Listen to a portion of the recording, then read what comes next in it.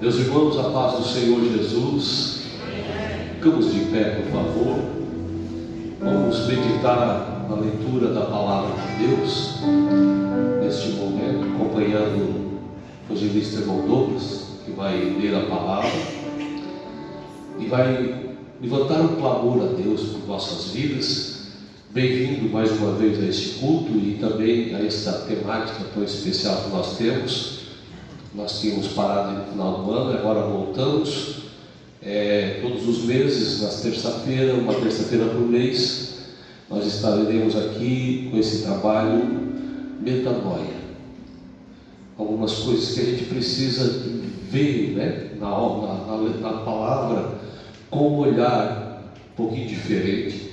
Estaremos sempre estabelecendo aqui um tema, uma temática que é muito importante para a nossa vida. Você é muito bem-vindo conosco. Vamos estar lendo a palavra, evangelista irmão Douglas, e ora ao Senhor. Depois vamos cantar mais um hino congregacional, hino da harpa cristã, e aí você vai ofertar, ok? Os irmãos vão ofertar, e a igreja oferta com alegria, faz parte da sua vida. E só querendo orar também, Douglas, depois eu vou orar, para que Deus nos dê graça para pagar o elevador, irmãos. Ele está comprado.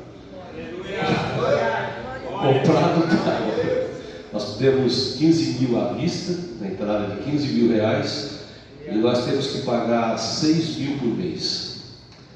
E durante 4 meses de 6 mil, e ainda nós temos 8 prestações para pagar de 3 mil reais em média da congregação da Palhocinha, que é o som da igreja da Palhocinha. E isso tudo me deixa um pouco, vai cair do resto do meu cabelo. Mas a gente vive não só por aquilo que vê, a gente vive por fé. E aí a gente precisa ter essa fé, né? E colocar essa plataforma de elevação de fora vai ser algo que vai ajudar muitos dos irmãos. Espero eu um dia jubilado, de morar em Garopaba, se estiver bem velhinho, quero ficar velhinho. Aí eu também subo na plataforma, né? Amém. Oramos ao Senhor, depois com a leitura também. Saudamos a amada igreja com a paz do Senhor. Amém, queridos? Abra comigo a tua Bíblia no livro de Josué, capítulo de número 1. Queremos com muita alegria fazer menção desse texto, da palavra do Senhor. Josué, capítulo de número 1, nós vamos ler a partir do versículo 1 em diante. Você que pode abrir a Bíblia Sagrada, vamos estar fazendo a leitura desse texto. Livro de Josué, capítulo de número 1 e versículo 1 em diante. Os irmãos encontraram, amém? Amém, meus queridos? Amém. Nos diz assim a palavra do Senhor: E sucedeu depois da morte de Moisés, servo do Senhor, que o Senhor falou a Josué, filho de Num, servo de Moisés, dizendo: Moisés, meu servo, é morto. Levanta-te, pois, agora, passa este Jordão, tu e todo este povo, a terra que eu dou aos filhos de Israel. Todo lugar que pisar a planta do vosso pé, vô-lo tenho dado, como eu disse a Moisés, desde o deserto e desde este Líbano, até o grande rio, o rio Eufrates, toda a terra dos heteus e até o grande mar, para o poente do sol será o vosso termo. Nenhum se susterá diante de ti, todos os dias da tua vida. Como fui com Moisés, assim serei contigo. Não te deixarei e nem te desampararei. Esforça-te e tem bom ânimo, porque tu farás a este povo herdar a terra que jurei a teus pais que lhes daria. Então somente esforça-te e tem muito bom ânimo, para teres o cuidado de fazer conforme a toda a lei que meu servo Moisés te ordenou. Dela não te desvies, nem para a direita e nem para a esquerda, para que prudentemente te conduzas por onde quer que andares. Não se aparte da tua boca o livro desta lei, antes medita nele de dia e de noite, para que tenhas cuidado de fazer conforme a tudo quanto nele está escrito, porque então farás prosperar o teu caminho e então prudentemente te conduzirás. Não te mandei eu? Esforça-te e tem bom ânimo, não pasme, nem te espantes, porque o Senhor teu Deus é contigo por onde quer que andares. Amém, queridos? Glória a Deus. Vamos estar orando neste momento com a permissão do nosso pastor. Se você tem alguma causa a colocar aos pés do Senhor neste momento, as necessidades da obra, as necessidades do campo aqui em Garopaba, queremos nesse momento adentrar uma vez mais a presença do Altíssimo, sabendo que através das mãos dele, como ele disse a Neemias, o Deus é quem nos fará prosperar. Levante a sua mão ao altar, vamos estar orando com muita alegria. Isso, feche os teus olhos, se conecte com o Santo que está neste lugar, no nosso meio, nesta noite. Pai querido e santo, na tua presença, Pai, está o teu povo, a tua igreja, nesta noite tão especial. Como é bom ouvir a tua voz bradando sobre este ambiente, Senhor Jesus. Saber que esta noite foi marcada na eternidade e sairemos daqui fortalecidos e edificados pelo ensino da tua palavra. Senhor meu Deus, eu quero te agradecer pela vida do teu povo, pela tua igreja.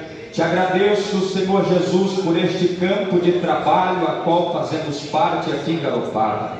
Te agradeço pela vida do nosso pastor presidente, o pastor Clari, juntamente com a sua esposa, irmã Sara, e todos os seus filhos e sua família. Te agradeço pelo corpo de obreiros, Senhor, de todo este campo. Te agradeço pelos mestres a quem o Senhor tem levantado para nos ensinar e nos conduzir. Te agradeço por podermos ver, Senhor, as tuas mãos nos acompanhando, Senhor, e nos guiando, a Deus, nesta longa jornada que temos aqui neste lugar. Te agradeço pelo Senhor ter dado sabedoria ao nosso pastor, e sabemos que tudo quanto ele tem colocado as mãos e os pés, o Senhor tem confirmado.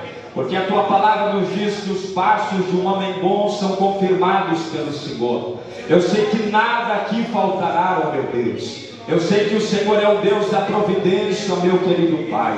E todas as melhorias que estão sendo feitas nesta congregação e em todas as demais congregações do campo, é uma ordenança do Senhor. Portanto, Senhor, toda a providência será enviada. Eu não tenho dúvidas que o Senhor vai levantar mantenedores para esta obra. Eu não tenho dúvidas que o Senhor vai levantar servos bons, que vão semear, que irão semear sobre este lugar. Senhor, neste momento, Pai, é uma paz sobre o nosso coração, porque nós não caminhamos por vista, mas é por fé, Senhor. E lá na frente, ó Pai, testemunharemos que as tuas mãos continuam sobre o teu povo. Fica conosco, tu tens a liberdade sobre este lugar, ó Pai. Nos conduza ao caminho que o Senhor quiser nos conduzir, porque sabemos, ó Deus, que o Senhor está no nosso meio. Fica conosco, Pai, é o que eu quero lhe pedir, no teu nome, Jesus. Amém. Graças a Deus.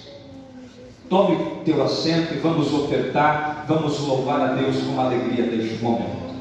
Amada igreja, com a paz do Senhor, vamos louvar a Deus de número 526.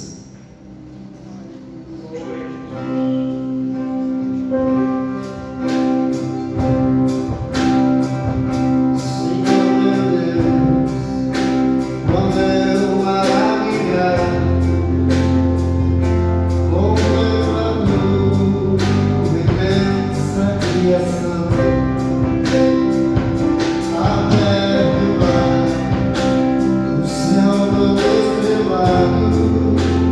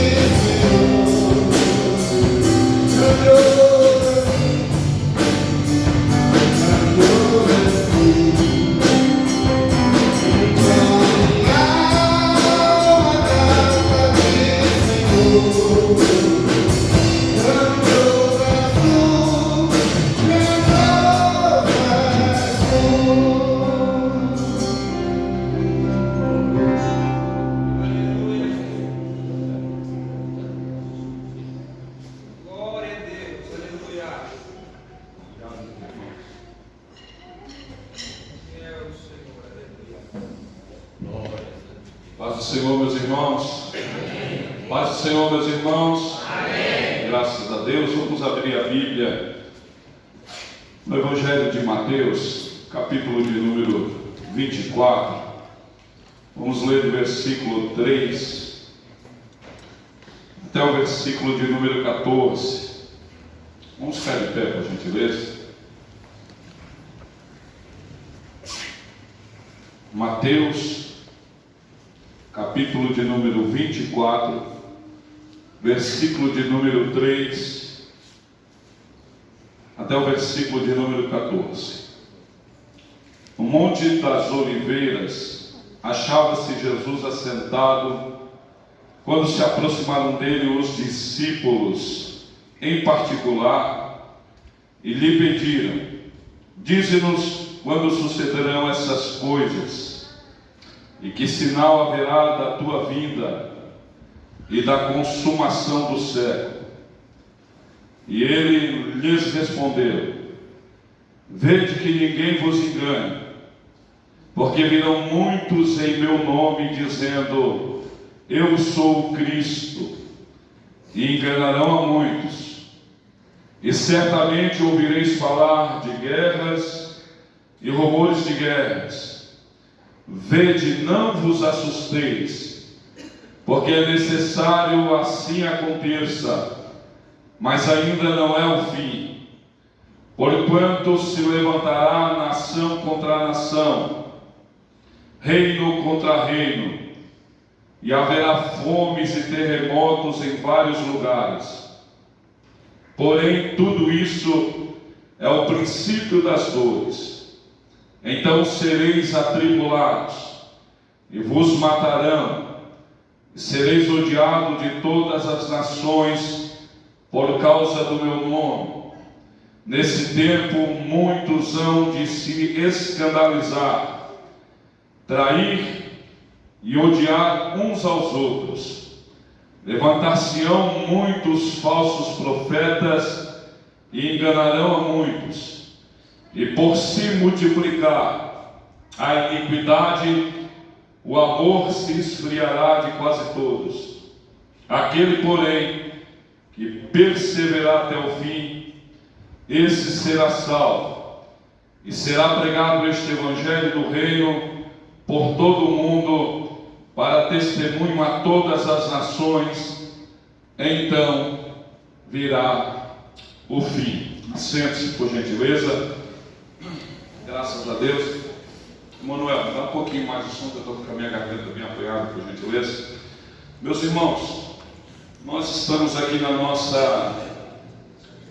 em mais uma edição do Metanoia, e nós queremos louvar o Senhor por essa oportunidade.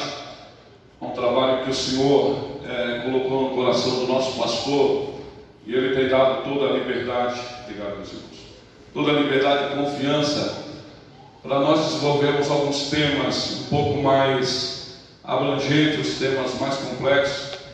E eu confesso para os irmãos que de todos os que nós realizamos, um na Escola Teológica e 2 aqui na igreja, esse tema foi o que de fato tomou um pouco mais da minha atenção, por se tratar de um assunto bastante delicado. Não gostaria de pedir a atenção dos irmãos, vou procurar pedir a Deus durante o dia que Ele me usasse de forma inteligível, que vocês pudessem entender de uma forma clara aquilo que nós queremos, qual é a pretensão nossa e do Espírito passar para os irmãos essa noite, fazer essa abordagem. Que veio em nosso coração essa temática sobre Torre de Babel e sua conexão profética com a guerra da Ucrânia e a Rússia, quanto isso pode atingir a Igreja de Cristo. Comunismo, socialismo, nazismo, fascismo, frutos tardios de um longo e imortal século XX que nos engana frequentemente com suas falsas despedidas. O que será que vem pela frente? A primeira leitura que a gente faz parece que é uma temática sensacionalista e que a gente quer só causar espanto, né? E trazer plateia, mas não é isso não, é um assunto bastante delicado e nós vamos abordar. Antes de porém, deixa eu fazer uma pergunta para os irmãos. Quem aqui está acompanhando nos noticiários a questão da guerra da Ucrânia e da Rússia? Acompanha literalmente na questão geopolítica, na questão de informação, que está ali por dentro do que está acontecendo? Levante a mão. Alguns aqui estão acompanhando. Outros só sabem que está acontecendo, né? Outros não sabem o que está acontecendo. Quantos desses que acompanham a guerra da Rússia e da Ucrânia e fazem, já ponderaram, já fizeram uma ligação, ou já buscaram fazer uma conexão com o texto profético, com o texto bíblico em relação ao que está acontecendo? Levante a mão. Quer procurar? Já diminuiu um pouco. Então é isso que nós vamos tentar conversar nessa noite, sobre esses assuntos, e vamos ver se isso de fato é importante para a nossa vida, para a igreja do Senhor propriamente dito. Vamos lá. Guerra da Ucrânia, a Torre de Babel e o século que não morre. Essa expressão, obviamente, nós sabemos que o século é um espaço de tempo que compõe 100 anos, sim ou não? 100 anos. E esse espaço de tempo passa, ele de fato passa, como nós já estamos no século 21, isso é, depois de Cristo, nós já presenciamos, a humanidade já presenciou no mínimo 20 séculos. Estamos agora vivendo o século 21º. Então é verdade que os séculos passam, que a contagem continua. Por que então que o século 20, de alguma forma, ele não quer passar, ou ele está demorando a passar? Marley, o senhor está atrasado, o século 20 já passou no ano 2000. Não, eu sei disso, mas eu estou falando do efeito, tá? Tanto comportamental, quanto as ações, quanto a herança do século 20 ainda perduram até os nossos dias. Isto posto, nós estamos já há 23 anos no século 21, só falta mais 77 anos para acabar o século 21. É possível que a Sarinha ultrapasse e viva aí o século 22, para ver como o tempo hoje é rápido, mas que o século 20 deixou algumas marcas bastante interessantes para a gente observar, e é digna da nossa noite, né, da nossa atenção nessa noite. Vou voltar um pouquinho na história, vamos falar um pouquinho sobre a Torre de Babel. Bom, todos sabem o que é a Torre de Babel, sim ou não? É uma expressão bastante conhecida, bastante invocada no nosso meio, bastante pregada por alguns pregadores, né?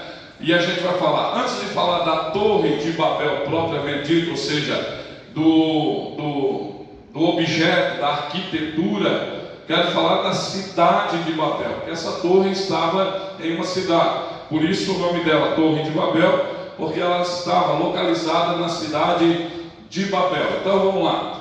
Após o dilúvio, Deus ordenou que o homem se espalhasse e povoasse a terra, mas contrariando a ordem de Deus, aquela população resolveu se unificar, edificando uma cidade na planície de Sinai, ou seja, a antiga Suméria. A cidade de Babel é a primeira cidade mencionada depois do dilúvio, e a região de Babel foi edificada, posteriormente seria a tão famosa Babilônia. Então percebam que quando a gente já só se debruça sobre esse detalhe da questão da geografia,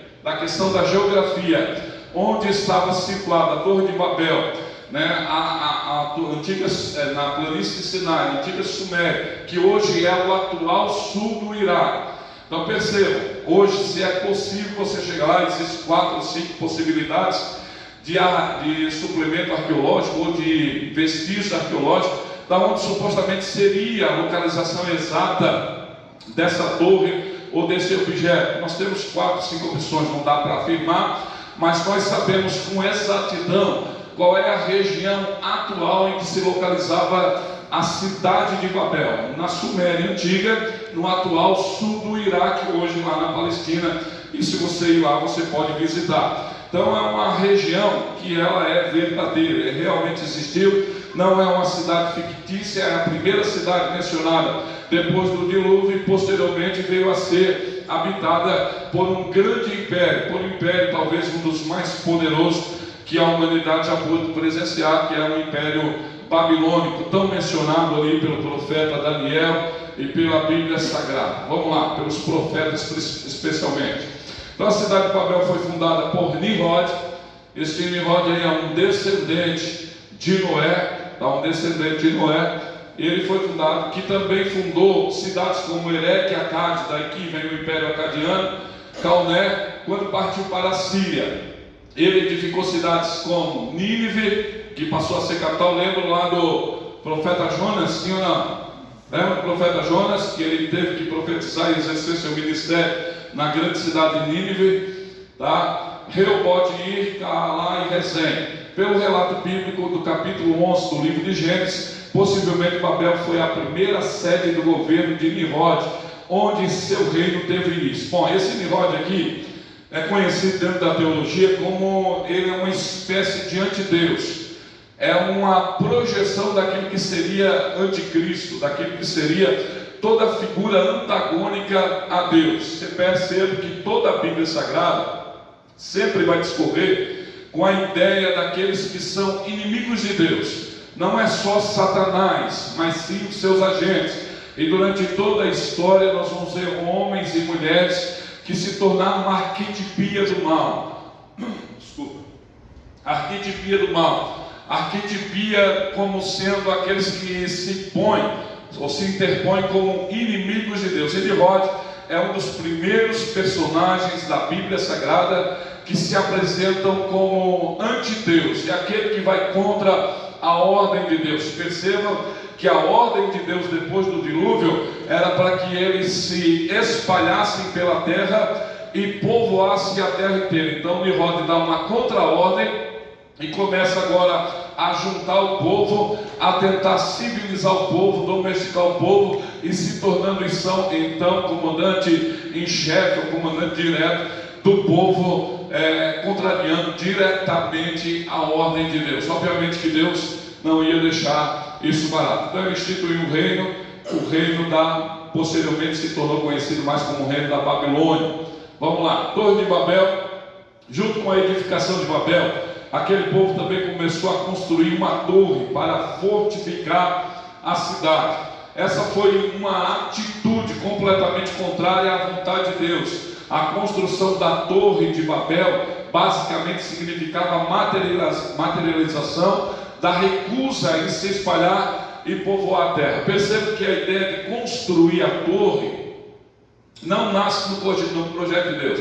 Deus tinha mandado que o povo se espalhasse. A torre, ela é um monumento vertical. Deus tinha mandado o povo se espalhar por toda a terra, ou seja, de forma horizontal. Deus tinha mandado o povo se espalhar e agora o povo queria subir. Eles tinham entendido a prerrogativa máxima que Deus é que sempre desceu. Deus é que sempre, quando quis se relacionar com o seu povo, Ele sempre desceu, sempre veio, sempre se manifestou, sempre se revelou. Foi assim desde o princípio e está sendo assim através de Cristo, através da palavra e através do Espírito Santo no seu povo e na sua igreja. Então, quando Deus quer se relacionar, Ele desce, a gente não precisa subir. Então, isso aí é uma afronta diretamente à santidade, à ordem e aquilo que o próprio Deus estabelecia como regra.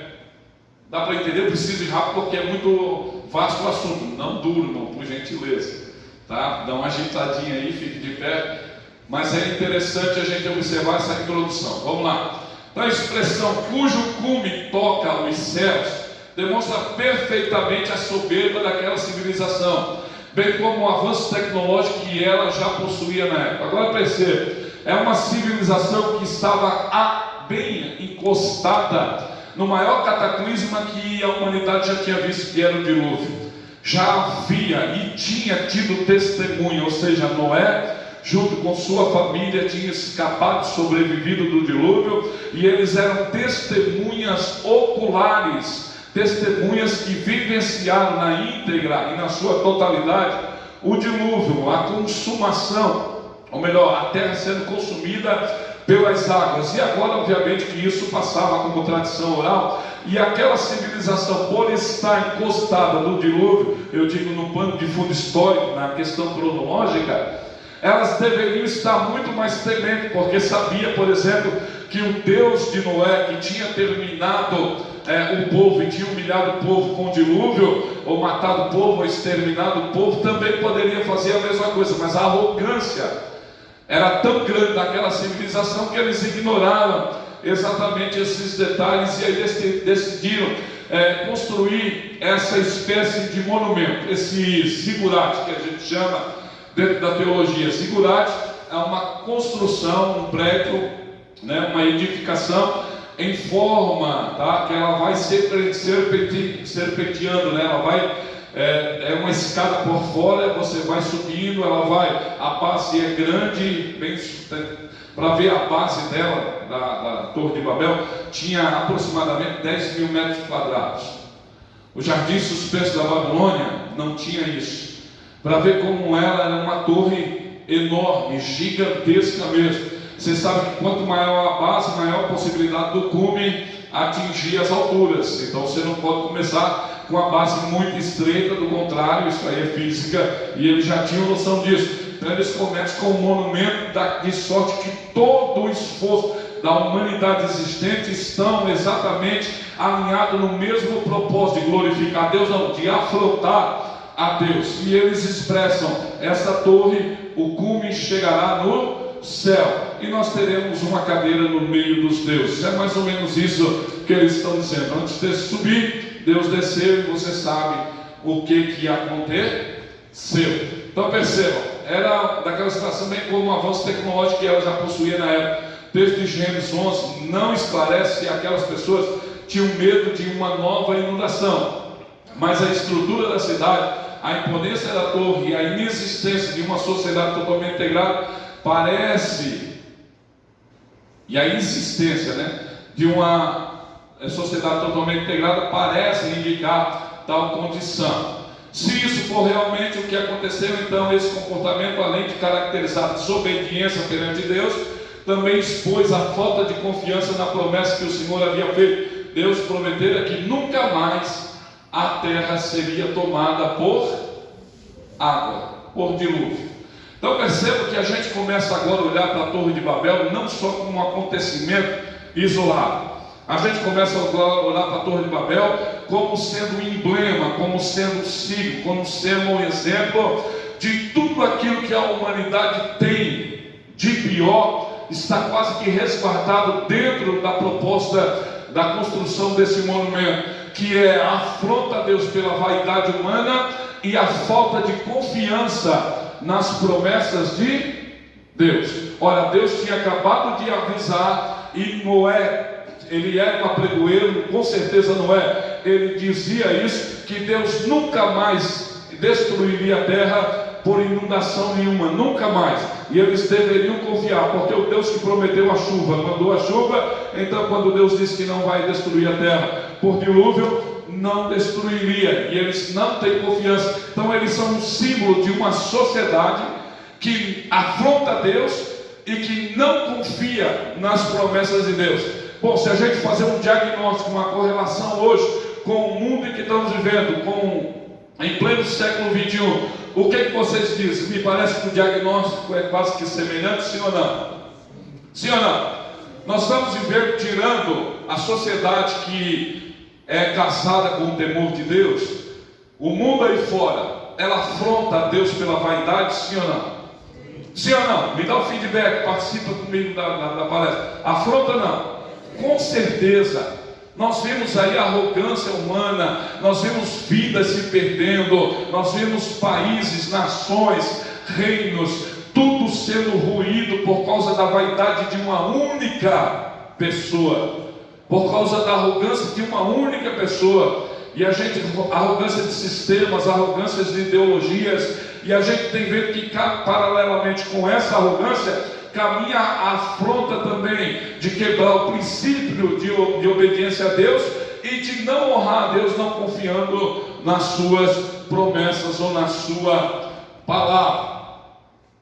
Vamos lá. O que significa Torre de Babel? Curiosamente, a expressão Torre de Babel não aparece no Antigo Testamento, mas é um nome popularmente adotado para se referir à torre da cidade de Babel. Então percebam, Torre de Babel, a expressão Torre de Babel não aparece na Bíblia. Aparece a cidade de Babel em uma torre que foi feita. Por inferência, a gente vai lá e diz Torre de Babel. É como se eu escrevesse e dissesse: em Garopaba tem uma torre, e alguém depois, ao ler, reinterpreta e diz a Torre de Garopaba. Deu para entender?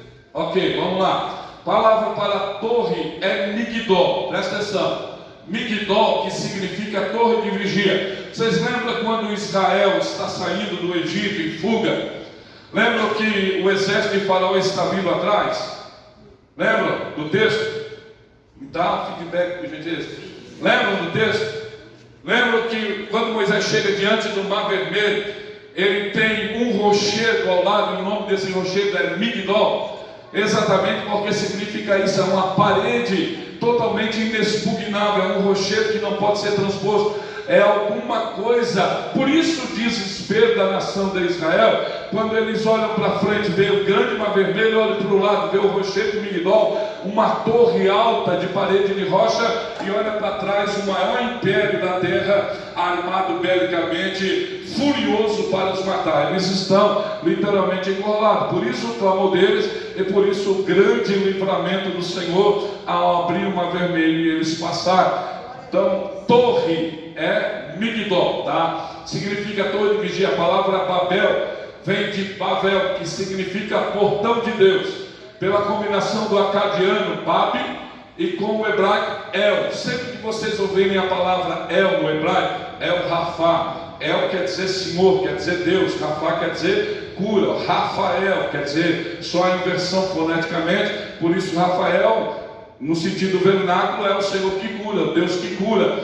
E assim a gente vai toda vez, El Shaddai, o Shaddai é poderoso, é o Senhor Todo-Poderoso, e a gente vai lendo, El Elohim, o Senhor Criador. Esses textos, esse El é um vocábulo hebraico, até mesmo semítico, tá? O nome de Babel. Também é explicado pela etimologia. Etimologia é a origem da palavra popular baseada numa raiz hebraica similar, no caso de Balal. Balal, que significa confusão. Lembram lá? Na questão da confusão das línguas que ocorreu na cidade de Babel? Então, aqui tem a mistura que possui relações fonéticas com a palavra Babel. Só no sentido da gente conceituar, certo? É que o nome Babel se tornou sinônimo de lugar do juízo de Deus, onde houve a confusão das línguas e o início das diferenças idiomáticas. Isso posto, eu posso afirmar que todas as línguas têm um entroncamento em Babel, na região da Suméria, na região da Acádia, na cabeceira do Golfo Pérsico, presta atenção, entre o rio Tigres e Eufrates, na antiga Mesopotâmia. Ali é um entroncamento. Todas as línguas, quer sejam línguas anglo-saxônicas, quer sejam línguas semíticas, quer sejam línguas, por exemplo, latinas, elas vão, você vai retroagindo, ela tem as suas raízes, foneticamente, lá em Babel. Quando você chega, os estudiosos, aqueles que vão ler, vão estudar, que estudam filologia ou etimologia, eles não conseguem passar daquilo ali, eles não sabem qual a língua que se falava antes de Babel. E aí o crente religioso, espiritual místico, vai dizer, não, falava a língua dos anjos. Não, irmãos, não falava a língua dos anjos. O certo é que eles falavam uma única língua tribal, uma única língua que pertencia exclusivamente àquela civilização depois do dilúvio, logo após, um pouco antes da confusão das línguas. Deu para entender? Sim. Alguma dúvida, ponderação rapidamente quando eu tomo um gole? Vamos lá. A confusão das línguas de Babel, não se sabe exatamente onde está ou esteve a Torre de Babel, mas é possível saber o principal sobre ela. Tanto a cidade de Babel quanto a sua torre representam de forma concreta a ambição do homem desde os tempos mais remotos. A Torre de Babel é uma figura clara da insistência do homem em desobedecer às ordens de Deus. Tá? Em desobedecer às ordens de Deus. A mensagem bíblica mais importante sobre a Torre de Babel diz respeito ao juízo de Deus que veio sobre aquele povo, trazendo a confusão das línguas e dando início à dispersão geográfica da humanidade e o surgimento das diversas culturas e variedades idiomáticas. Agora presta atenção, que isso é importante. Enquanto os homens, no seu julgamento, julgam que o melhor é não obedecer a Deus, porque entende como princípio, das suas ações, entende que talvez seria o melhor estarem juntos para, quem sabe, se defender, quem sabe se fortalecer, e aí então prosperar de uma forma mais tranquila, eles contrariando assim a ordem de Deus. Deus sabe todas as coisas. O motivo pelo qual você está aqui é exatamente por causa da confusão, porque a partir do momento que há expansão, a partir do momento que há variedade de línguas, ou seja, expressões idiomáticas diferentes, as civilizações se organizam, e aí o mundo contemporâneo passou a ser uma realidade. Eu tenho um pastor amigo meu que disse, sabe por que o povo se espalhou depois da confusão da língua? É que um pedia um tijolo, o outro jogava um martelo, não dava certo, pegava na cabeça, eles começaram a se espalhar, mais ou menos assim, mas teve a necessidade de se separar uma vez que não conseguiu entender agora perfeitamente. Vamos ficar de pé um pouquinho, por gentileza? O Morfeu está pegando a galera, o sono está pegando a galera, vamos ficar de pé, dar uma... Isso. Vamos lá, em Gênesis 1, pode sentar, por gentileza. Em Gênesis 11 e 5, pode-se perceber um elemento antropomórfico. Presta atenção, vocês entendem a expressão antropomórfico? Eu tenho alunos do Aliteia aqui que estudam. Vocês sabem, quando a gente escuta essa palavra antropomórfico, isso quer dizer que são formas humanas, especialmente atribuídas a Deus. Tá? Então vamos lá. Na descida de Deus para ver a cidade, a torre que os homens estavam edificando, em Gênesis 11:6, Deus deixa claro que aquilo era apenas o começo e que a ambição do homem não respeitaria mais limites em seus planos e projetos. Deus então trouxe juízo sobre aquele povo e o espalhou por toda a terra. Bom, já voltaremos à Torre de Babel em instante. Vamos primeiro definir o interminável século XX e seus frutos permanentes na história. Me dê sua atenção, não perca o fio de raciocínio. Vamos lá. Os principais acontecimentos do século XX. Século XX. Nada que aconteceu no século XXI eu listei. Século XX. Agora vocês veem quão atípico foi esse século e quão pujante ele foi. E por isso que a gente colhe frutos dele ainda hoje. Olha lá. 1901, fim da revolta dos boxers na China, que teve início no século XIX. 1911, início da Revolução Mexicana. 1914, início da Primeira Guerra Mundial, conhecida também como a Grande Guerra. 1915, entrada da Itália na Primeira Guerra Mundial. 1917, Revolução Russa e a saída da Rússia da Primeira Guerra Mundial. 1918, fim da Primeira Guerra Mundial. 1918, gripe espanhola, uma pandemia de proporções muito maiores do que a pandemia do Covid, com efeitos muito mais devastadores, nem se compara. 1919, assinatura do Tratado de Versalhes. 1922, marcha sobre Roma, na Itália, marcando a ascensão do fascismo.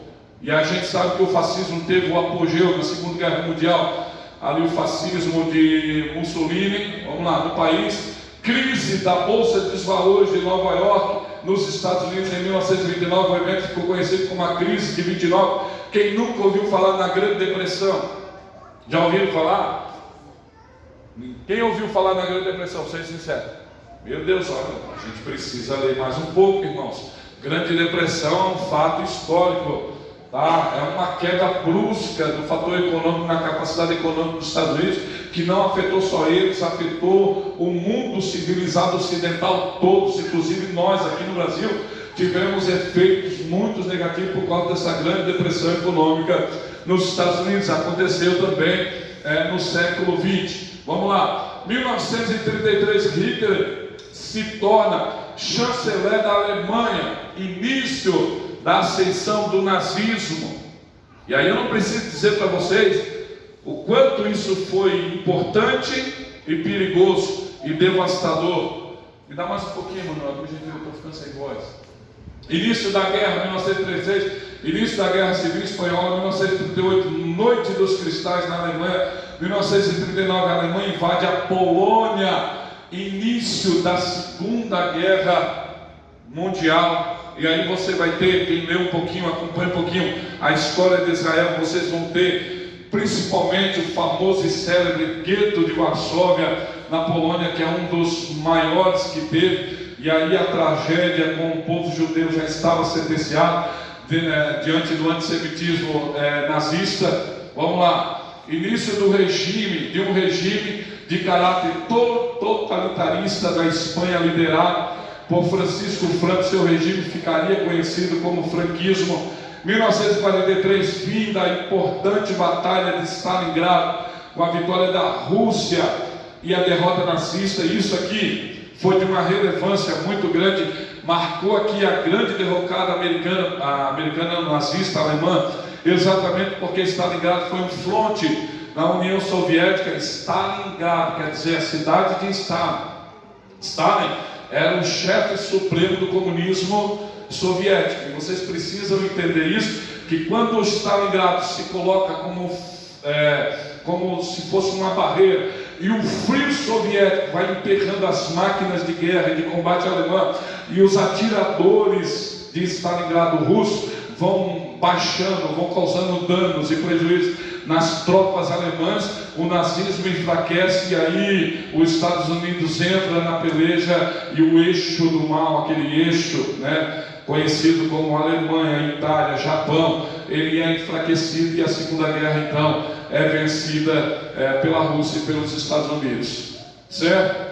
1945, fim da Segunda Guerra Mundial. Perceba que nós estamos em 50 anos do século XX e nós já temos 2 guerras mundiais e mais uma dezena de eventos globais. Olha só como ele é um século atípico, olha como ele é importante no cenário histórico. E às vezes a gente diz assim, mas Morley, não faz sentido nós crentes que vamos para o céu estudar isso. Sim, irmão, quando você chegar no céu, século XX não vai ser relevante para ti. Mas enquanto aqui é importante você saber, principalmente das implicações que ainda chegam até nossos dias de hoje. Vamos lá, 1945, criação da ONU. E alguém pode dizer, não me importa a criação da ONU. Pois deixa eu dizer uma coisa, já que tu não sabe, se é que tu não sabe, a ONU exerce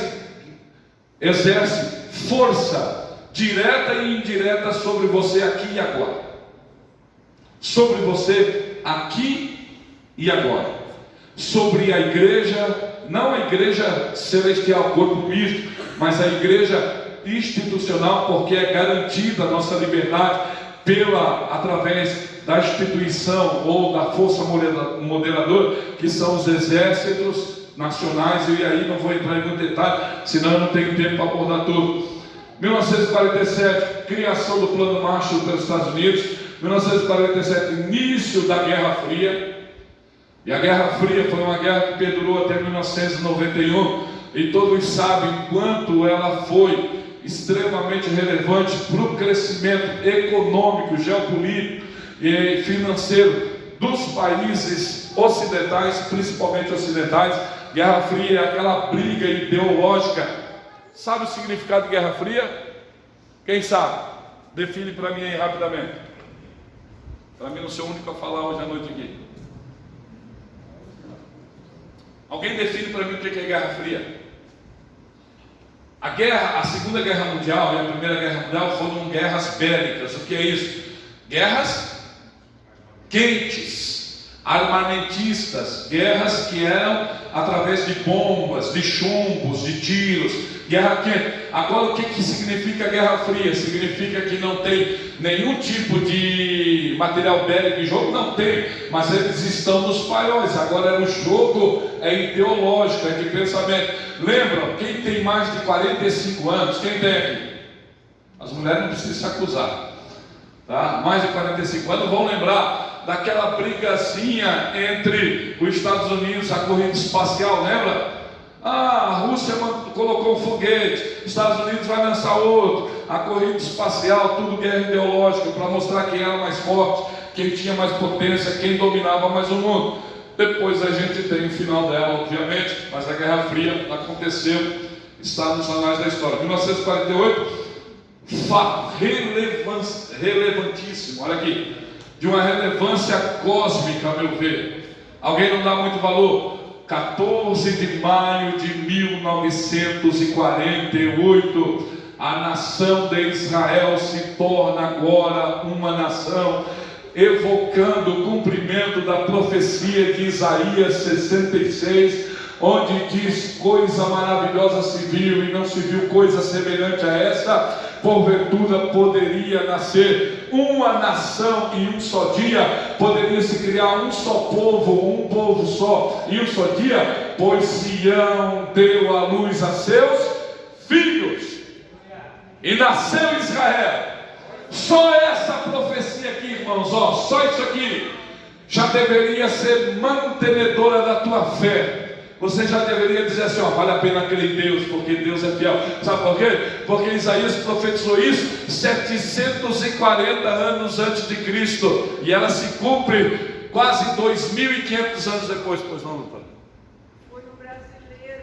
Isso aí. Que assistiu O voto de Minerva, Oswaldo de Aranha. ligado a Israel. Senão não teria nação de Israel. E perfeitamente, nós temos o chanceler Oswaldo de Aranha, os olhos de aranha que deu o voto Minerva, e o Brasil sempre foi pró-Israel, pró-judeu, e nós somos abençoados por causa disso. Orai pela paz em Jerusalém e sejam prósperos que te amam. Está escrito na Bíblia. Vamos lá. Continuando aqui, me dê sua atenção, por gentileza. 1949, Revolução Chinesa. 1955, início da Guerra do Vietnã, a guerra que os Estados Unidos de forma vergonhosamente perdeu. 1959, Revolução Cubana, responsável pela implantação do socialismo na ilha, e a isso aqui, quase através de todo o aparelhamento comunista, tá, e socialista na América Latina e na América do Sul, quase que o Brasil dança, quase que a gente entra dentro disso aí, porque praticamente toda a América Latina, espanhola especificamente, foi praticamente socializada da reforma, da Revolução Socialista Cubana de Fidel Castro e de seu irmão. Vamos lá. Criação do Muro de Berlim. Lembra da divisão da Alemanha Ocidental e da Alemanha Oriental? Foi erguido um muro que dividia as duas. A Alemanha Ocidental era uma Alemanha capitalista, a Alemanha Oriental era uma Alemanha socialista, totalmente diferente. Nós temos aqui 1972, isso aqui foi um marco também, crise dos mísseis de Cuba envolvendo os Estados Unidos e a Rússia, e isso aqui quase desencadeou, presta atenção, a Terceira Guerra Mundial, e tinha gente aqui que estava nascendo nesse período aqui. 1980 começou a epidemia da AIDS, tá? Epidemia da AIDS. 1989, queda do Muro de Berlim. Eu lembro, daí agora eu assisti no noticiário, lembro quando derrubaram o Muro de Berlim, protesto na Praça da Paz Celestial em 89, em 91, dissolução da União Soviética, e quem foi à escola lembra da Glasnost, da Perestroika, todo aquele imbróglio russo lá, assinatura do Tratado de Maastricht, que criou a União Europeia. Isso aqui, foi o que aconteceu no século XX. Foi tranquilo esse século, né? Foi tranquilo? Pois é, você nasceu nele, praticamente nele, tirando aí o Lucas, Xanando, os jovenzinhos de 12, 18 anos, 90% dos que estão aqui nasceram dentro desse barril de pólvora chamado século XX. Não entendi. E se fosse colocar mais detalhadamente, coloquei coisas mais abrangentes. Principais acontecimentos do século XX no Brasil: 1904, revolta da vacina. 1910, revolta da chibata. 1914, revolta de Juazeiro no Nordeste. 1917, greve geral de 1917. 1922, Semana da Arte Moderna. 22, revolta dos 18 do Forte de Copacabana. 24, início da coluna Prestes. 30, Revolução de 1930, Getúlio Vargas se torna presidente. 32, Revolução dos Constitucionalistas em São Paulo, conhecida como a Revolução de 32. 35, Intentona Comunista. 37, início do Estado Novo. 54, suicídio de Vargas e o fim da era Vargas. 64, início do regime militar brasileiro. 83, movimento direta já. 85, fim do regime militar e a reabertura democrática. 94, tetracampeão. Não, isso não é relevante.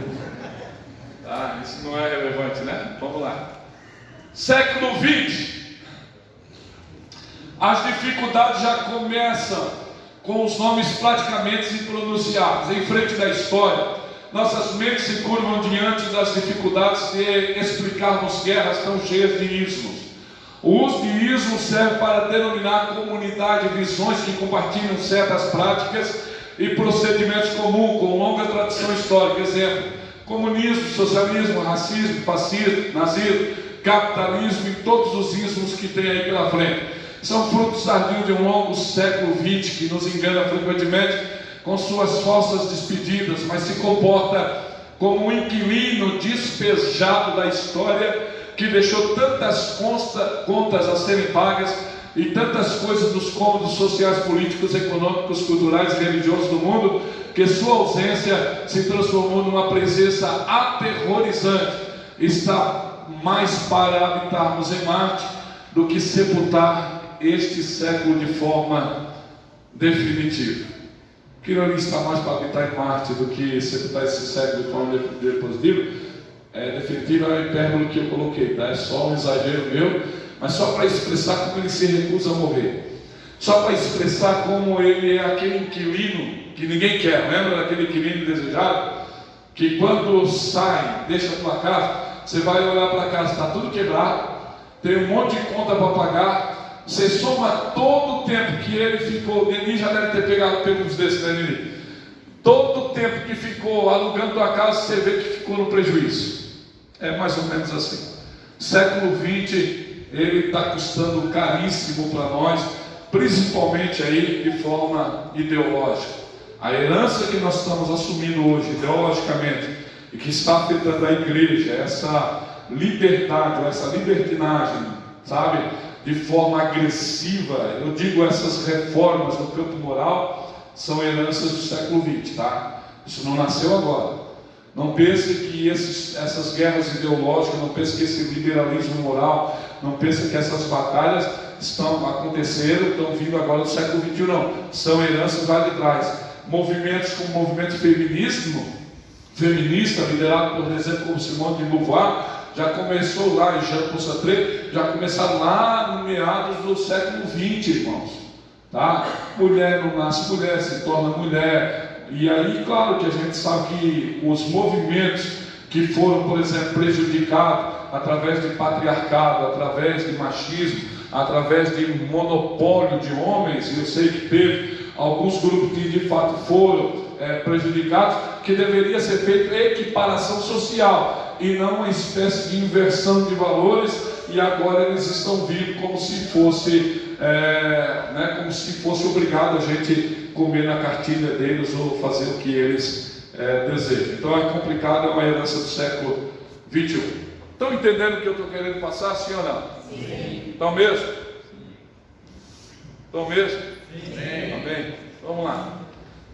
A verdade é que nem tínhamos ainda vencido as lutas para sequer não deixarmos inconclusivas análises sobre as esquisitíssimas crises no Afeganistão, aquela guerra que o Talibã ganhou perdendo. Quem é que lembra do ataque de 11 de setembro? Lembra? Isso aí é uma coisa. A gente estava lidando com isso ainda, uma guerra que os Estados Unidos estavam gerindo lá. Até então, da onde a gente sabe, os Estados Unidos sempre ganhou essa batalha contra o Talibã lá no Afeganistão, e do nada o Biden vem agora e declara que as tropas americanas saem e deixa uma riqueza bélica para o Afeganistão, não sei quantos materiais de guerra e tanques de guerras e caças e armamentos e munições, municiou a nação para eles literalmente ficarem exatamente do mesmo jeito, no rigor da Sharia islâmica, como tinha 21 anos atrás ou há 22 anos atrás. Ou seja, eles estavam perdendo, mas acabaram ganhando. Outra vergonha, dizem por aí que Talibã e Afeganistão é o segundo Vietnã dos Estados Unidos. É uma vergonha, mas eles perderam, infelizmente. Vamos lá. Talibã que ganhou perdendo. E o noticiário e as mídias já bombardeiam nesse 2022/2023 com notícias e análises e explicações que nos deixam perplexos diante de tantas atrocidades e vaidades humanas, regados com o diabólico jogo de poder, onde o grande prejudicado será a população desprovida de proteção. Isso aqui é uma fala comum. Alguém pode dizer para mim quantos que a guerra da Ucrânia e da Rússia já conseguiram vitimar? Já passou. Já está em média de 340 mil, 200 mil soldados russos, mais de 100 mil soldados ucranianos e mais de 40 mil civis, entre mulheres e crianças, que não tem nada a ver, que não clamaram pela guerra. Então, a gente está no conforto aqui agora. E o nosso egoísmo e a nossa vaidade pode fazer a gente abrir a boca e falar bobagens como, isso aí que aconteça mesmo, é lá e não é aqui. Cuidado, você pode ser arrastado para uma guerra em que você não deseja estar, e a guerra é aquilo que a gente pode ter de pior, é a soma de todos os medos.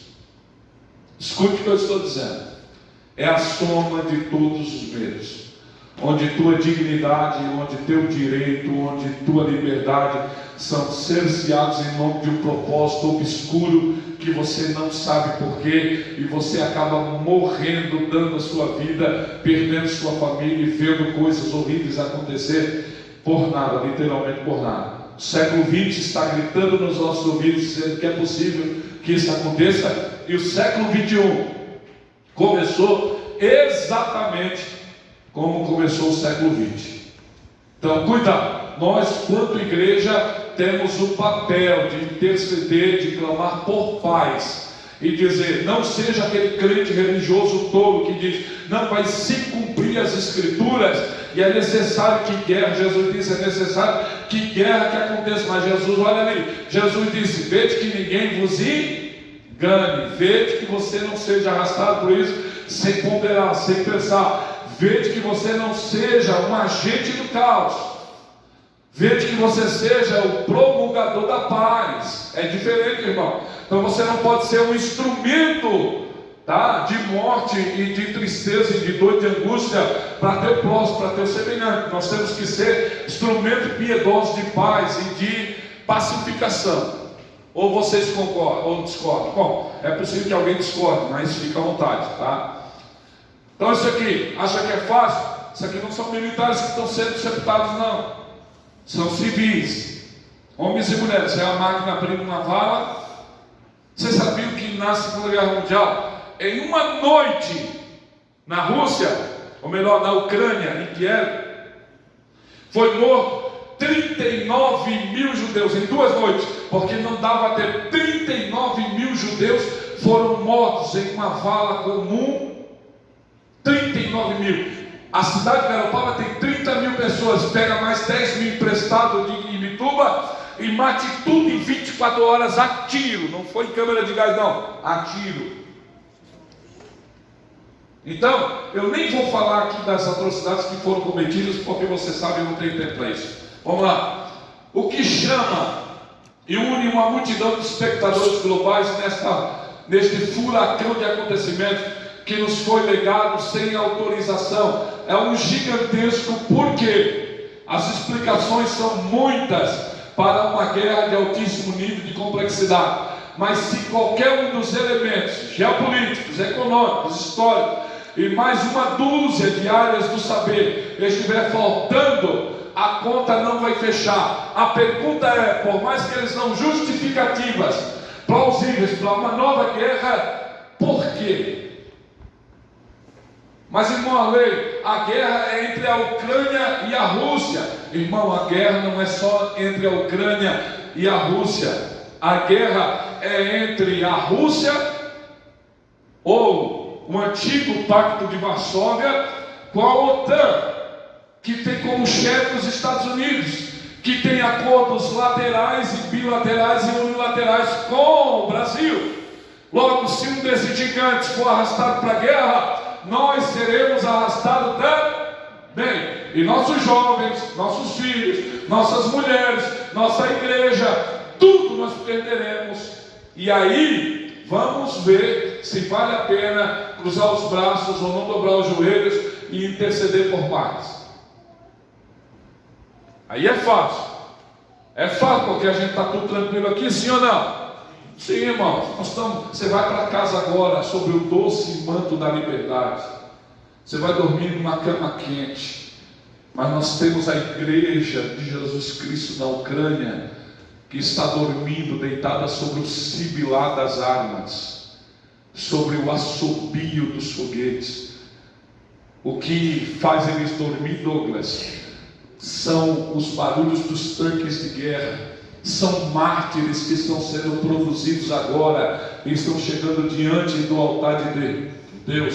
muito mais do que na igreja primitiva, e nós estamos dormindo e contente e tranquilo, e não ponderamos sobre as coisas. Nossa visão é tão tacanha, tão fechada, tão míope, que parece que nós somos cegos diante daquilo que está acontecendo no globo. Visão de igreja não é só aqui dentro, irmão. Nós não temos que ter só visão micro, não. Nós temos que ter cosmovisão, visão macro. A gente tem que olhar para fora, e a igreja se torna relevante quando ela consegue enxergar, inclusive lá fora, ou muito mais distante do que ela enxergaria agora. Todo mundo explica, mas ninguém entende. Todo mundo explica, mas ninguém entende.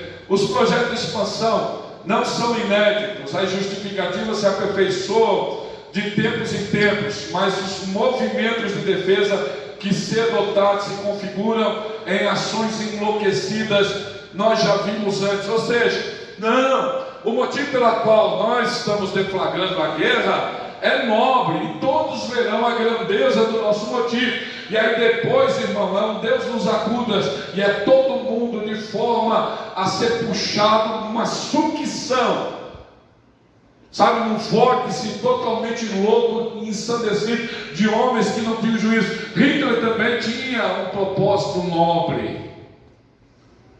E olha o que aconteceu: 6 milhões de judeus viraram sabão. Não é 6 milhões de judeus, é 6 milhões de almas. Como assim Hitler tinha um propósito nobre? A princípio, dentro da... Não estou falando que ele tinha, doutora, deixa eu ver, talvez eu me expressei errado. Eu não estou dizendo que Hitler tinha um propósito nobre. Eu estou dizendo que a defesa que ele argumentava para começar o nazismo, segundo a ótica dele, era um propósito nobre, segundo a ótica dele. E a gente sabe que não era, entende? É isso que eu estou querendo dizer. Hitler não tinha um propósito nobre hoje, que a gente lê de forma abstraída, mas quando começou o movimento, era um propósito nobre, aqui, ó, entre aspas, lá para os alemães, purificar a raça, entendeu? Tornar por uma raça ariana, poderosa, ainda que vaidade, eles acreditavam em um propósito nobre. E a gente sabe o que aconteceu, todo mundo moderno foi puxado para aquela guerra, né? Quando eu estou dizendo que não é propósito nobre, não é nobre no sentido de nobreza mesmo, era dentro da visão dele. Babel é um exemplo disso. Dá mais um pouquinho, Manuel, por favor. Babel é um exemplo disso.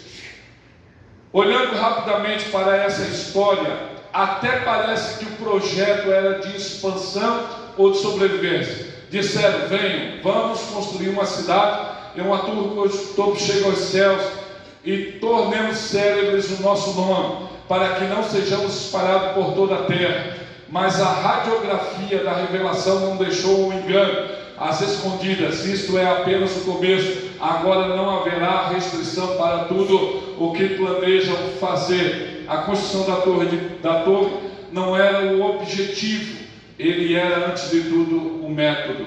O objetivo era chegar ao céu e tornar célebres os nomes, um projeto de glória e exaltação ao orgulho humano, que sem poder explicar sua pequenez inconsciente, se externalizava no empreendimento rebelde e arrogante. Toda guerra tem esse modus operandi.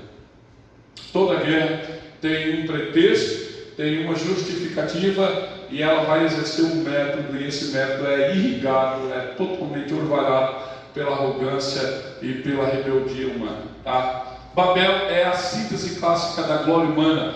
Toda a complexidade do projeto e a genialidade e a ousadia dos seus projetistas e o empenho técnico dos seus construtores resultou em uma enorme confusão.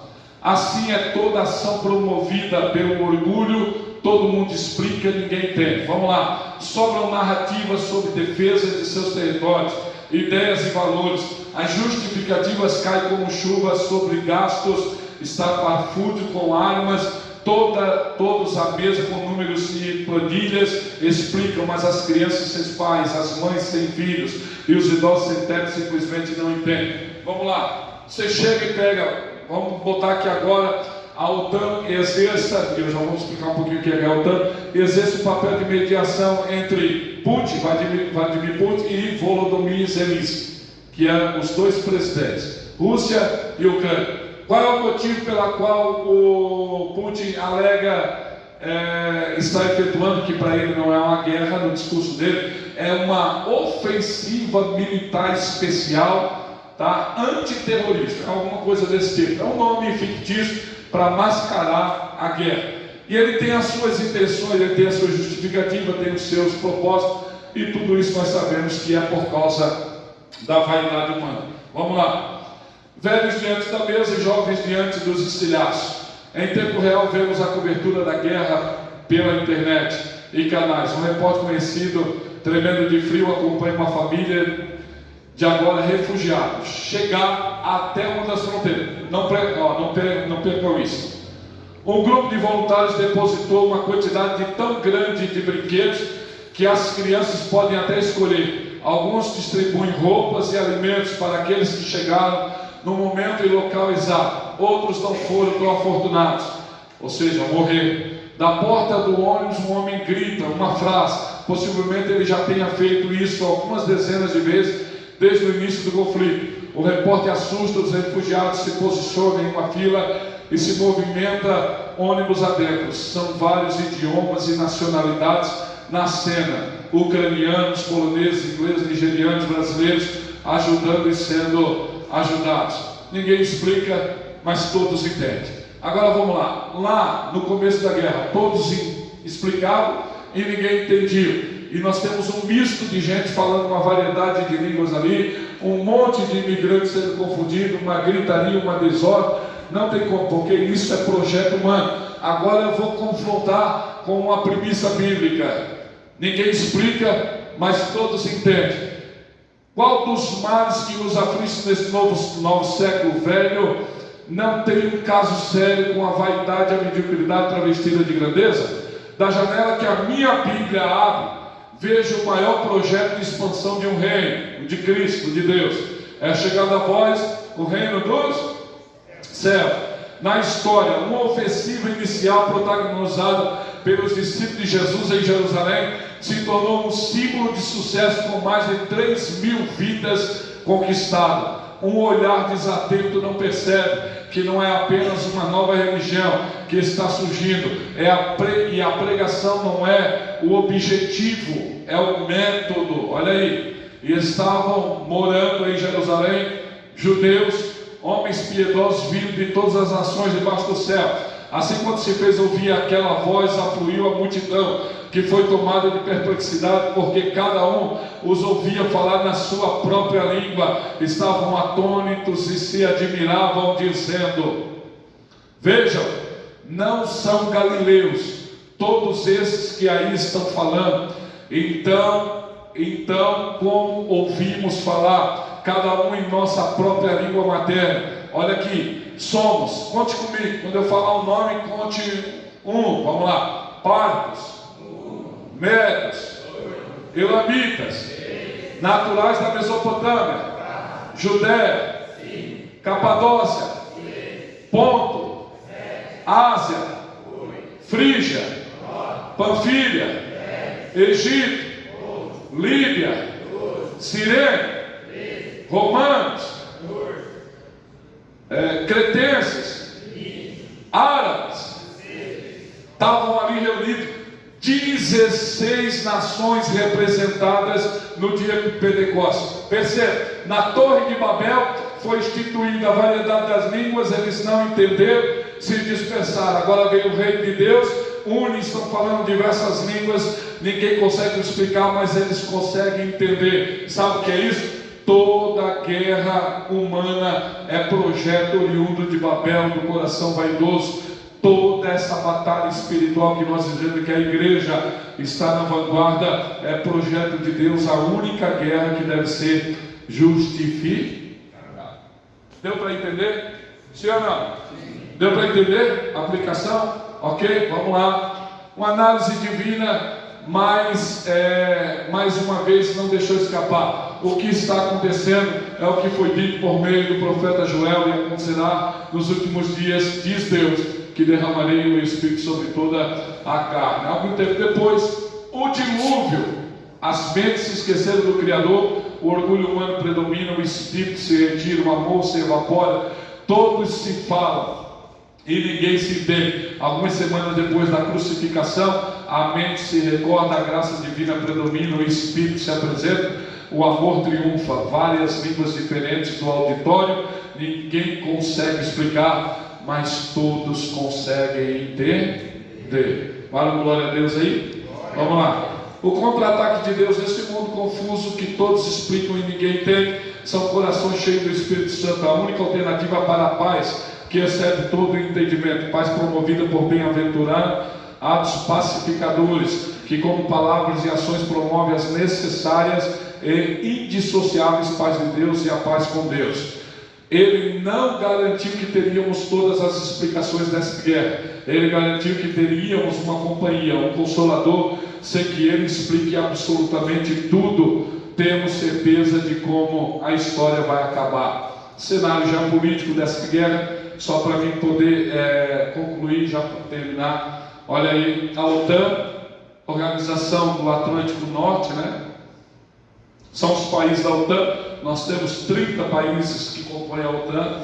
Então, a Organização do Tratado do Atlântico Norte, a OTAN, por vezes também chamada de Aliança Atlântica, é uma aliança militar intergovernamental baseada no Tratado do Atlântico Norte, assinado em 4 de abril de 1949, que constituiu um sistema de defesa coletiva através do qual os seus Estados-membros concordam com a defesa mútua em resposta a um ataque por qualquer entidade externa à organização. A sede da OTAN, né, que é NATO em inglês, localiza-se na região da Belga de Bruxelas, ou Bélgica, um dos 30 países membros da América do Norte e da Europa. Vamos lá. Nós temos aqui o bloco da OTAN, que é liderado por Estados Unidos e todos esses outros 29 países. Atlântico Norte, vocês entendem isso quando eu falo isso? Entende não? Ó, nós temos o globo, planisfério, nós temos a linha do Equador e nós temos o Oceano Atlântico, que rega tanto o continente americano quanto a Europa e a África. A linha do Equador divide hemisfério norte e hemisfério sul. Todos os países que estão acima da América do Norte e da Europa, tanto a Europa principal como a Europa asiática, elas compõem a região do Atlântico Norte, formam esse bloco militar, não é só econômico, é um bloco militar, que se unem para se defender. Qualquer um país que não esteja na OTAN, que fazer um ataque a um território de um desses países, terá ou poderá ter um contra-ataque de toda a OTAN ou de um dos países da OTAN em defesa desse país. Veja que é um bloco. Então não dá para brincar. Você entra dentro de um cercado que tem um pitcher, entra ou não? Mas você entra dentro do cercado que tem 30 pitbull? Você não entra. Entende? Você entra no cercado que tem um pitcher, você entra. Você entra dentro do cercado que tem 10 pitcher e 10 pitbull?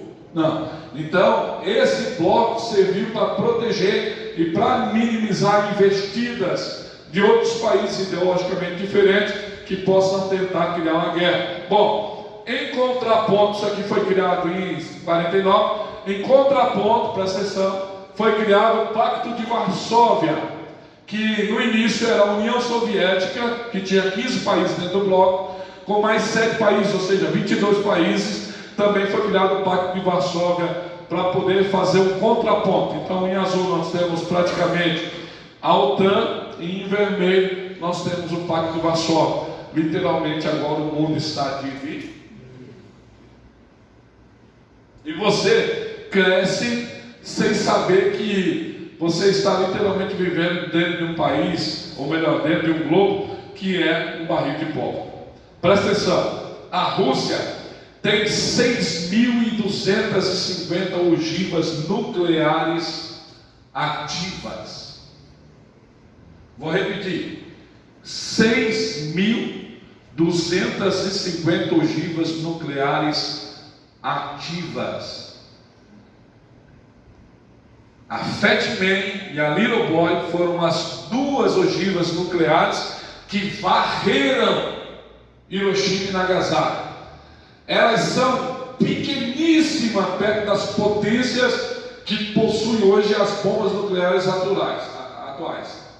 Tem um bicho chamado Satã 2, que leva até 6 ogivas que pode direcionar países diferentes. Agora, intercontinental. Agora imagine isso. Você imagina a capacidade dela. Só a ogiva nuclear da Rússia dá para destruir o globo terrestre 16 vezes.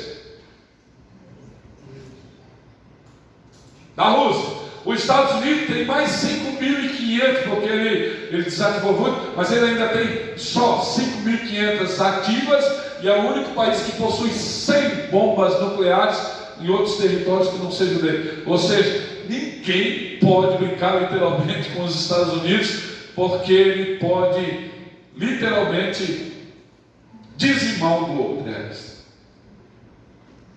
E eu pergunto para vocês, o que faz que esses homens não tomem essa decisão? O que impede? O Espírito Santo de Deus? A obra do Senhor? A vontade de Deus? O plano de Deus através da sua igreja? Você faz parte disso. Nós, como cristãos, deveríamos ter a responsabilidade de orarmos pela Rússia e pela Ucrânia para que pacifique isso, porque a Rússia é uma potência nuclear e o Vladimir Putin é vaidoso, é arrogante. Ele entrou como ministro, primeiro-ministro, como chanceler e já está como presidente. É uma pseudo-democracia, porque ele articula as regras para poder ficar no poder. Já está há 22 anos, com certeza vai ficar mais. Ele tem saudade da Rússia czarista, ou seja, da Rússia que antecedeu o Stalin, o Leonid Brezhnev, os líderes maiorais do comunismo. Ele tem saudade daquela Rússia potente, e isso é extremamente perigoso. À medida que o tempo dele vai se escoando aqui, o que pode levar um homem desse a acionar ou a arrastar o mundo inteiro para uma guerra nuclear? Se nós temos o Espírito Santo de Deus que trabalha através da igreja, Satanás tem os seus agentes que trabalham também. É uma guerra declarada e nós estamos nessa guerra, tá? Não dá para brincar. Nós temos 6 ou 8 países que possuem armas nucleares. Deixa eu dizer, o Brasil não possui. Nós temos a França que tem, o Canadá que tem, os Estados Unidos que tem, a Inglaterra que tem, o Paquistão que tem, a Índia que tem, Israel que tem, e a Coreia do Norte que tem, infelizmente. Tá? Infelizmente. Mas todos eles, a Rússia tem 6 mil, os Estados Unidos tem quase 6 mil, todos eles estão entre 250 e 300 ogivas, que já dá um estrago fenomenal, tá? Monstruoso. Então, cabe aqui, é passível de nós aumentarmos nosso espírito de intercessão. A Organização do Tratado de Varsóvia, oficialmente, já falei isso aqui, tá? Foi criada em 54, dominado pela União Soviética. O Pacto de Varsóvia foi estabelecido como um equilíbrio de poder e contrapeso à OTAN. Não houve confronto militar direto entre as duas organizações. Em vez disso, o conflito foi travado numa base ideológica e em guerras por procuração. Tanto a OTAN como o Pacto de Varsóvia levaram a expansão das forças militares, a sua integração nos respectivos blocos. Aí deixa eu fazer uma pergunta para você. Você está assistindo no noticiário, lendo uma mídia, aí você vê o Vladimir Putin dizendo assim: se a OTAN se meter nessa guerra, eu já dei ordem aos meus oficiais, ao Estado-Maior, a colocarem todo o meu modelo de armamento nuclear em prontidão. O que ele está usando aí? Guerra psicológica. Aí o Biden vai lá, escuta isso, e o Biden está dizendo: se a Rússia já colocou em prontidão todo o armamento nuclear, dizer para ela que nós temos armamento nuclear na Estônia, na Polônia, sabe? Que é coladinho dela e que eu posso chegar primeiro nela, antes que ela chegue em nós. Aí o Putin, ouvindo isso, diz assim: então eu mandei desligar todo o sistema e deixei mais coisas. E eles começam, eles ficam nessa guerra, e a gente está no meio disso aí. A gente está no meio disso aí. Então é sério, tá? Não pense que é brincadeira, porque é muito sério. Vamos lá, olha aqui. Vladimir Putin. Quem é esse aqui? Xi Jinping. é o Premier chinês. Isso aqui, irmãos, está acontecendo. E assim como a Itália, a Alemanha e o Japão se uniram, formando as potências do eixo na Segunda Guerra Mundial, assim a Rússia com a China está alinhado, junto com outros países comunistas, estão alinhados, e estão se alinhando não só economicamente, mas também de forma bélica. E eu não vou aqui ler isso, é uma matéria que diz que a Rússia continuou mandando peças de helicóptero para a China, e a China continuou abastecendo. A China é um país que ela alimenta insurgentes, ela alimenta países que estão em guerra, ela nutre aquilo, porque ela tem um interesse tanto econômico global, como também um interesse religioso. Não é religioso porque eles são ateus, mas um interesse de acabar com todo o método religioso do mundo. A Rússia pode ser aquilo, infelizmente não vou conseguir abordar, que é a guerra de Gog e Magog, não tem como eu falar. A letra foi bem ligada ao governo dos Estados Unidos, disse ter preocupações ante o alinhamento da China e a Rússia em reunião com representantes realizados em Roma. Na Itália, a informação que foi divulgada dizia: temos profundas preocupações com o alinhamento da China com a Rússia nesse momento. E o Conselheiro de Segurança Nacional foi direto sobre essas preocupações e as possíveis implicações e consequências de certas ações, disse em entrevista com o representante da Casa Branca. Então não pense que eles não estão. Quem já ouviu falar em Billy Graham? Billy Graham, ele era conselheiro de presidentes americanos. E quando um presidente americano tinha uma dúvida de conflitos, no que tange a conflitos mundiais, ele chamava Billy Graham com outros, uma comitiva de pastores, e pediu a orientação das profecias bíblicas, porque a Bíblia fala. Eu não posso falar, não tenho tempo para isso, achei que ia dar tempo, mesmo falando rápido, sobre a questão de Gog e Magog, não vai dar tempo de falar de Ezequiel 38, 39 a 9 horas. Peço desculpa, só se ficar para uma outra oportunidade. Tá? Aqui teria bastante coisa para falar, olha só, fiquei o dia todo. Tá? Essa é uma senhora ucraniana. O princípio das dores de Mateus foi o texto que eu li. Haverá fomes, pestes e terremotos em vários lugares. Preste atenção nisso. A Organização Mundial da Saúde já mapeou a fome no mundo e afirma que de cada 3 pessoas do mundo, uma é bem alimentada, uma é mal alimentada e tem uma refeição por dia, e outra passa fome, não come todos os dias. A ONU, por sua vez, está dizendo que teremos mais mortos de fome pós-Covid 2019 do que pela própria doença. A peste, a epidemia, apesar de estar na tríade profética, juntamente com as guerras e os terremotos, é um inimigo invisível, mas não menos letal, como declarou o biólogo molecular e prêmio Nobel Joshua Lindenberg. A maior ameaça ao domínio do homem nesse planeta é o vírus. Mais de 2/3 da humanidade será eliminada da Terra por meio dos flagelos, como registrado no livro de Apocalipse. A Bíblia já vem prevendo isso e falando de tudo isso. Olha só, esse aqui é um dado extremamente importante, anote isso.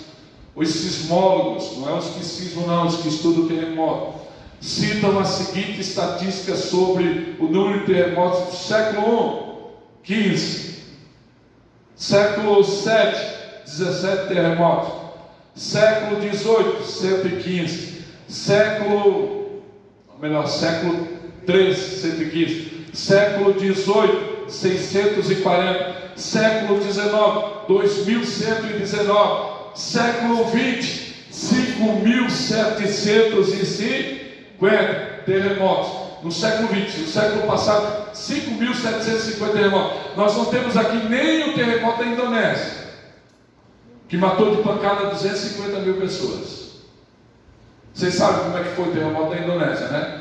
Sabem que foi no dia 26 de dezembro, sim ou não? Sabem que eles pegaram no dia 25 de dezembro, eles pegaram toda a comunidade cristã na Indonésia, Papua Nova Guiné, todo aquele território, e disseram: nós não aceitamos que vocês celebrem o Natal. Subam para as montanhas, vão celebrar longe de nós. E os crentes subiram para as montanhas para celebrar o Natal, ficaram lá no Natal, vinha dia 25, no dia 26, veio o terremoto varreu o litoral, os crentes que desciam e salvavam as pessoas. Depois disso, Deus promoveu um grande avivamento na Indonésia. Tudo está no controle de Deus. Tudo está no controle de Deus. Olha só, isto é, no século XX houve 1568 terremotos a mais do que os ocorridos do século I ao XIX junto.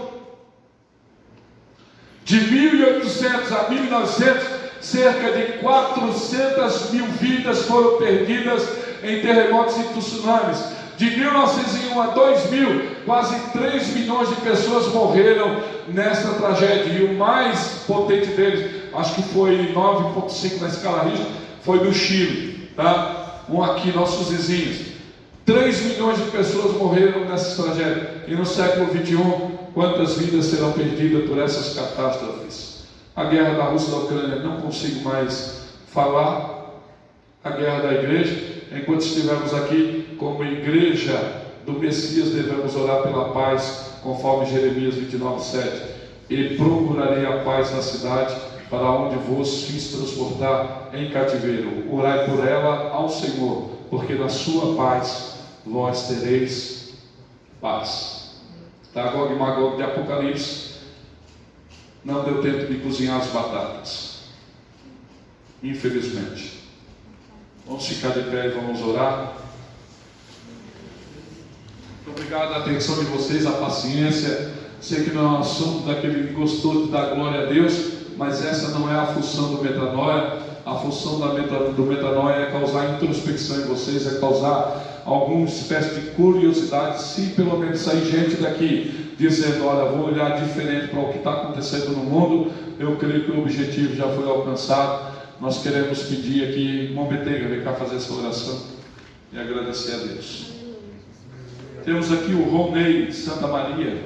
Quem é o Ronei? Deus abençoe o Ezequiel, glória a Deus. Sinta-se bem em nosso meio, muito obrigado. Nosso pastor teve que dar uma saidinha para atendendo alguns irmãos. Pastor, irmãos, vamos orar.